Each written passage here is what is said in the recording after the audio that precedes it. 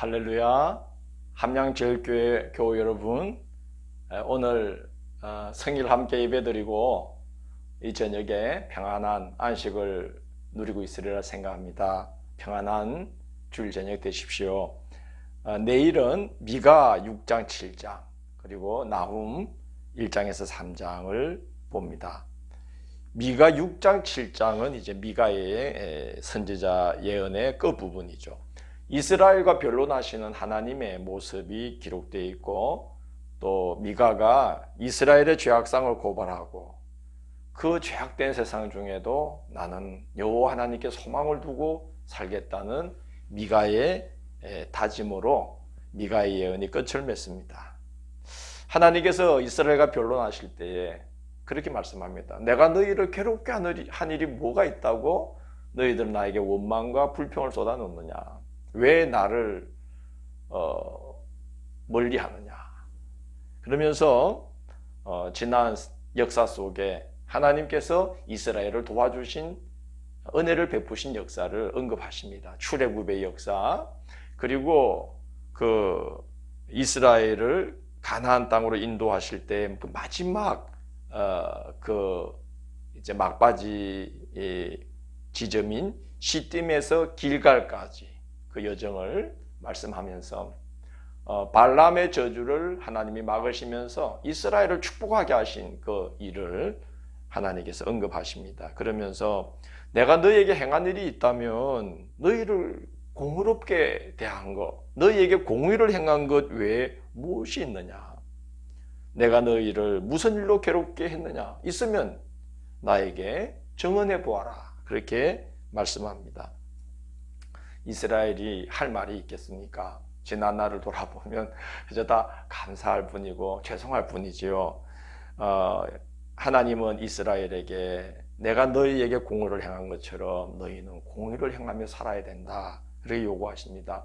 천천의 순양이나 만만의 제물로 제단에 기름이 강물처럼 흥건하게 흐르게 한다든지, 자녀를 제물로 바치는 것보다 내가 원하는 것은 정의를 행하고 사람을 사랑하고 겸손하게 하나님과 동행하는 것, 이걸 하나님이 원하시는 것이다 라고 말씀합니다.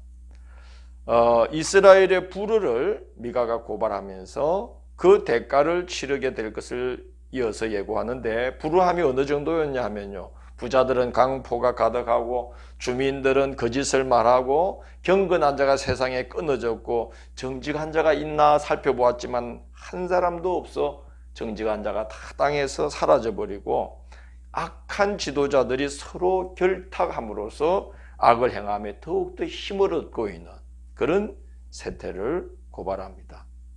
그러나 미가는 그렇게 함으로써 얻은 것들, 그렇게 함으로써 취한 것들은 결코 복이 되지 못한다. 그 대가를 치르게 될 것임을 경고합니다. 6장 13절 보면 네가 먹어도 배부르지 못하고 항상 속이 빌 것이며 네가 감추어도 보존되지 못하겠고 보존된 것은 내가 칼에 붙일 것이다. 그렇게 하나님께서 경고하십니다. 사람이 악해지다 보니까 사람이 재앙이 되는 상태에 이를 것이다. 그런 경고도 하십니다. 7장 4절을 보면 그들의 가장 선한 자라도 가시 같고 가장 정직한 자라도 찔레 울타리보다 더하도다. 참 얼마나 힘듭니까? 세상이 힘들어도 사람이 사람한테 위로받으면 살만해요. 견딜 수 있죠. 근데 사람이 가장 힘든 재앙거리가 되는 세태가 되고 말았다는 거죠.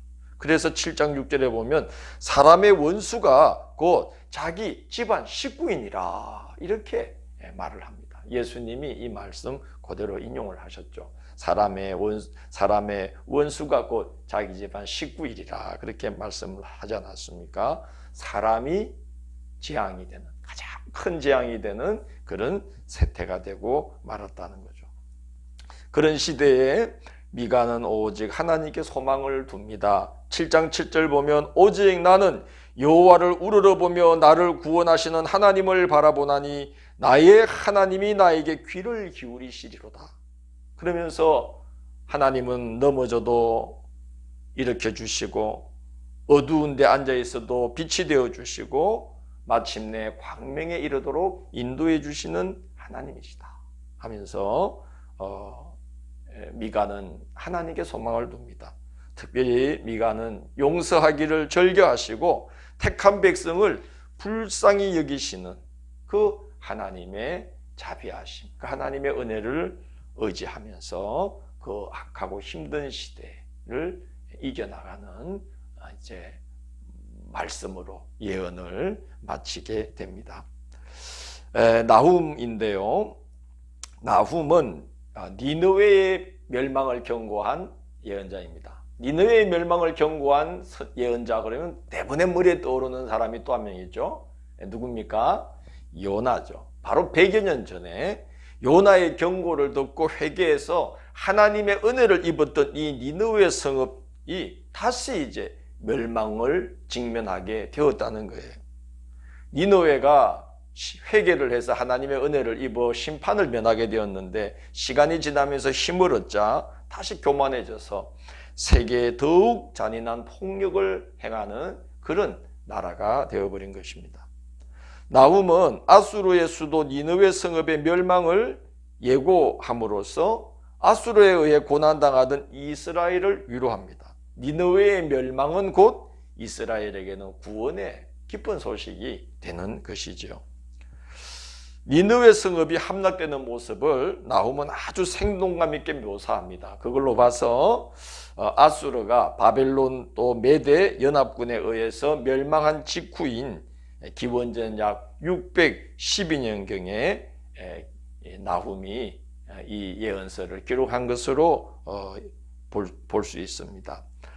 1장은 니느웨의 멸망을 예고합니다. 아수르 제국이 끝장난다는 거죠. 1장 12절을 보면 그들이 비록 강하고 많을지라도 반드시 멸절을 당하리니 그가 없어지리라 그랬어요.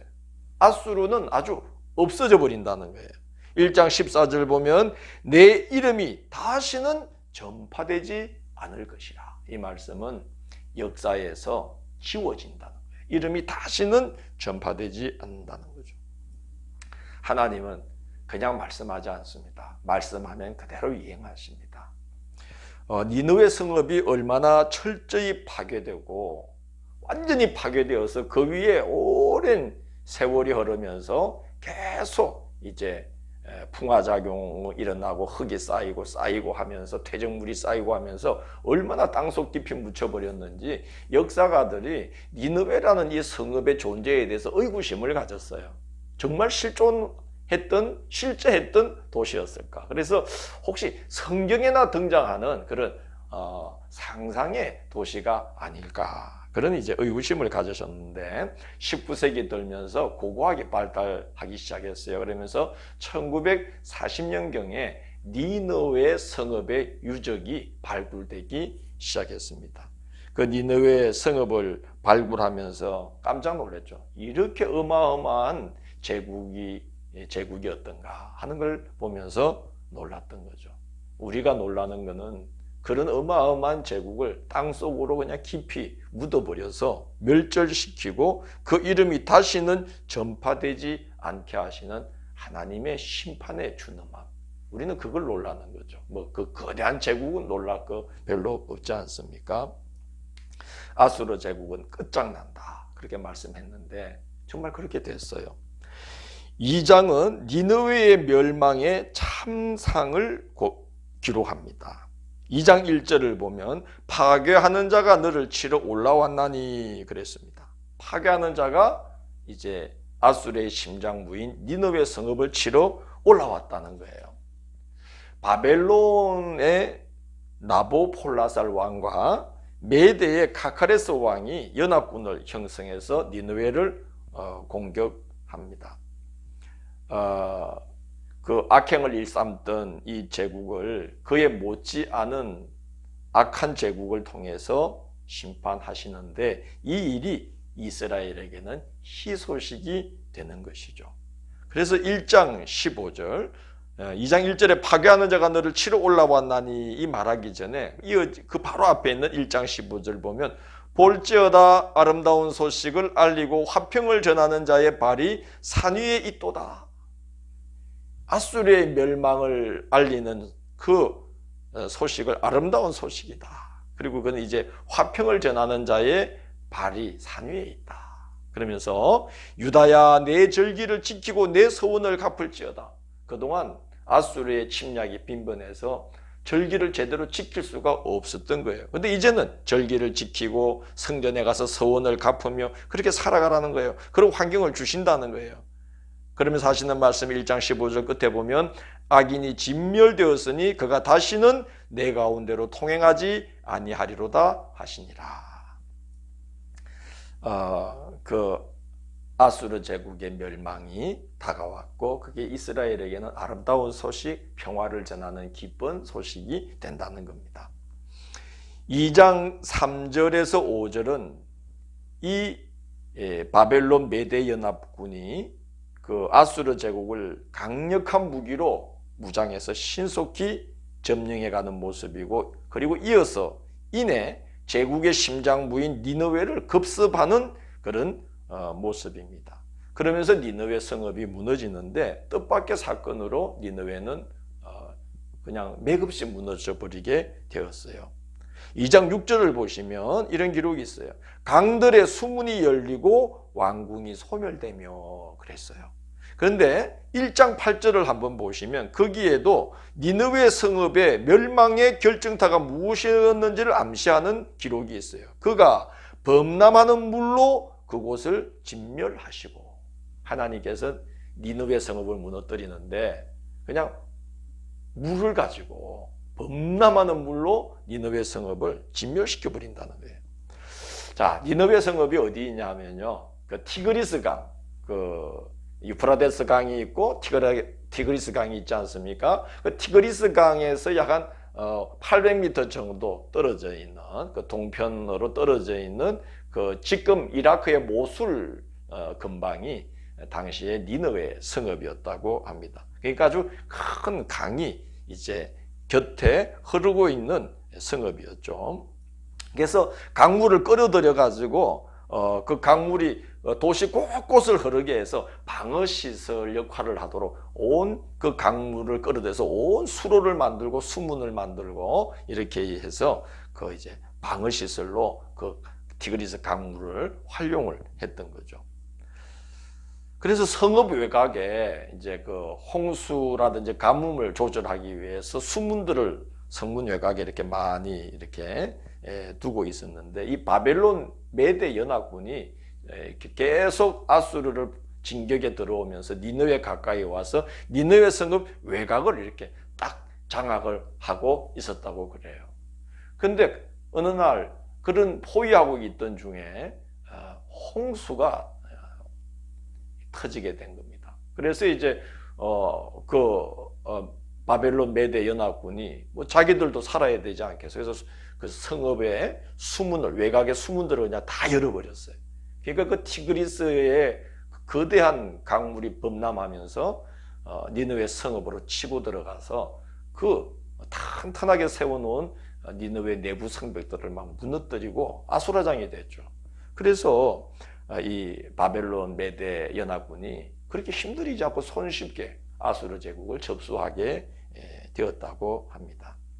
그래서 2장 6절 강들의 수문이 열리고 왕궁이 소멸되며, 또 1장 8절 그가 범람하는 물로 그곳을 진멸하시고, 이 기록대로 정말 그 강물의 범람으로 홍수로 니느웨는 맥없이 무너지고 맙니다.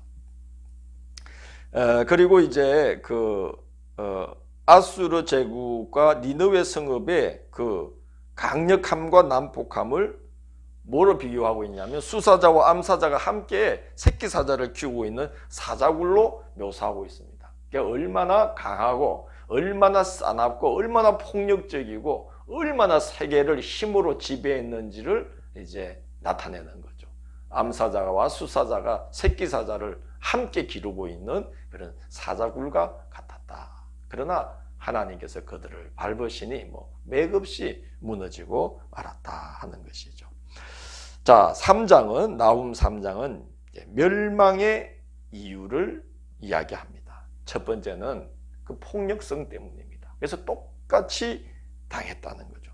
3장 1절에서 3절의 그 표현들, 화 있을진저 피의 성이여 그 안에는 거짓이 가득하고 포악이 가득하며 탈취가 떠나지 아니하는도다. 휙휙하는 채찍 소리, 윙윙하는 병거 바퀴 소리, 뛰는 말, 달리는 병거, 충돌하는 기병, 번쩍이는 칼, 번개 같은 창, 그리고 죽임당한 자의 때 죽음의 큰 무더기 무수한 시체요 사람이 그 시체에 걸려 넘어지나니. 이건 이제 니느웨 성읍이 바벨론과 메대 연합군의 공격으로 아수라장이 되어 있는 모습입니다. 그 날쌘 용사들과 아주 강력한 무기 앞에서 맥없이 시체들로 쌓여가는 그 니느웨 성읍의 모습을 그리고 있는 거죠.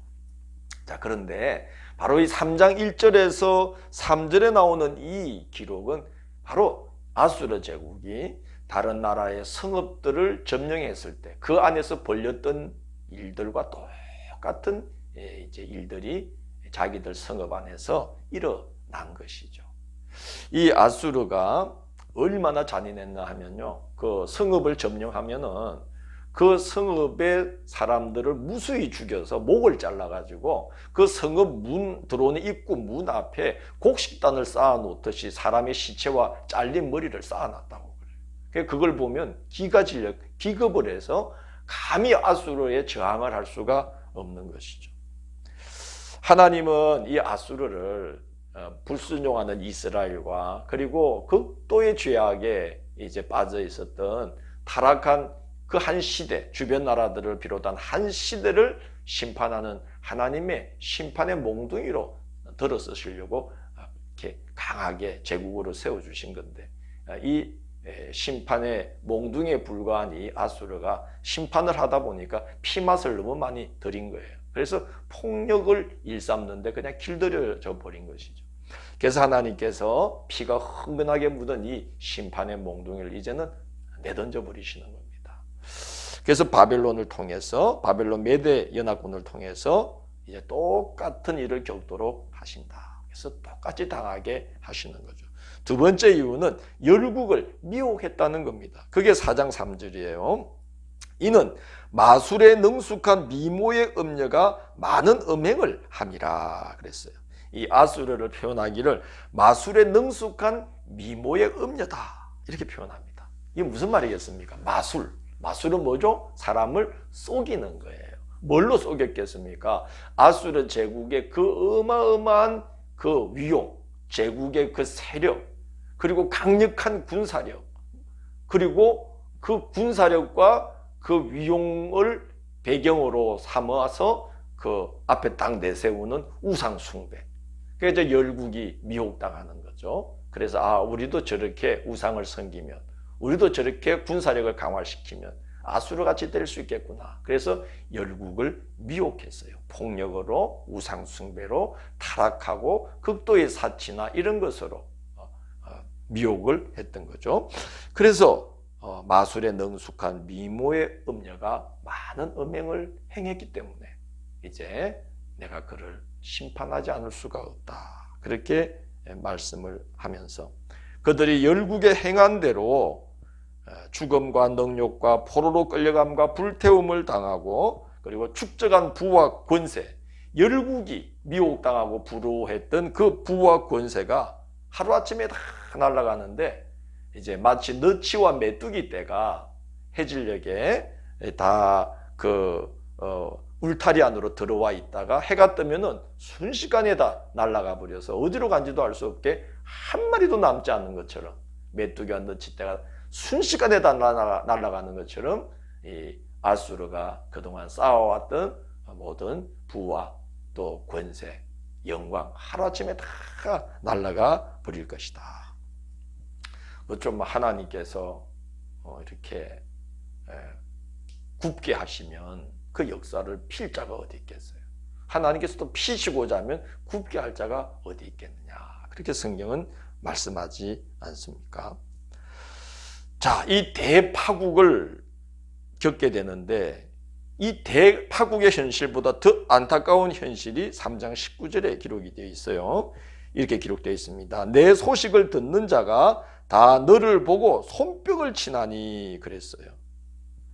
아니 이게 이상하지 않습니까? 사람이 누가 망하면 안타깝고 가슴 아파하고 다시 일어서야 될 텐데 이런 마음이 들게 살아가는 게 중요하죠. 어지간하면 다 그런 마음 같죠. 근데 이 아수르의 니느웨가 무너졌다는 소식을 듣는 자마다 다 그걸 보면서 막 손뼉을 치면서 기뻐한다는 거예요.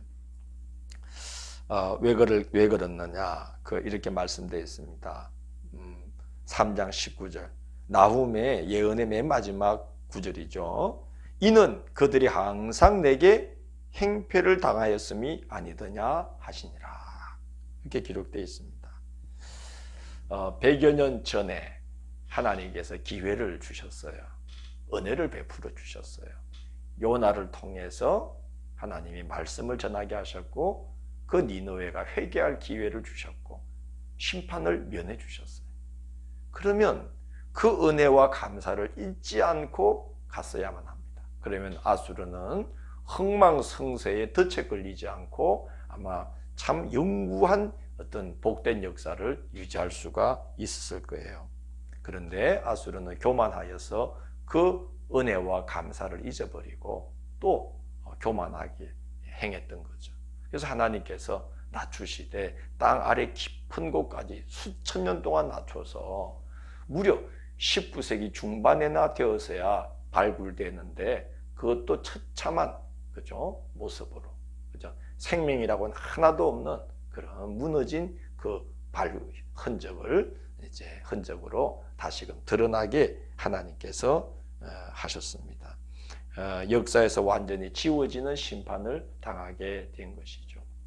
자, 우리는 오늘 이렇게 미가처럼 어떤 시대에도 여호와 하나님을 의지하면서 우리가 하나님의 뜻을 따라 하나님과 동행하면서 겸손히 행해야 되겠고, 오늘 이 나홈이 경고하고 그 참상을 알린 이 아수르의 심장부 니느웨처럼 우리는 절대로 교만하게 행해서는 안 되고, 또 하나님의 그 심판의 준엄함을 나타내는 그런 표적으로 우리가 이렇게 쓰임 받아서는 안 되겠다는 생각이 듭니다. 항상 여호와 하나님을 의지하고 또 주님을 바라보고 항상 겸손하게 우리 하나님과 동행하신 그런 하루하루가 되셔서 하나님께 순종하는 자를 하나님이 얼마나 축복하시는지를 보여주는 복된 영광스러운 표적을 나타내는데 우리의 남은 삶이 쓰임받게 되기를 주님의 이름으로 권면합니다. 잠깐 기도하겠습니다.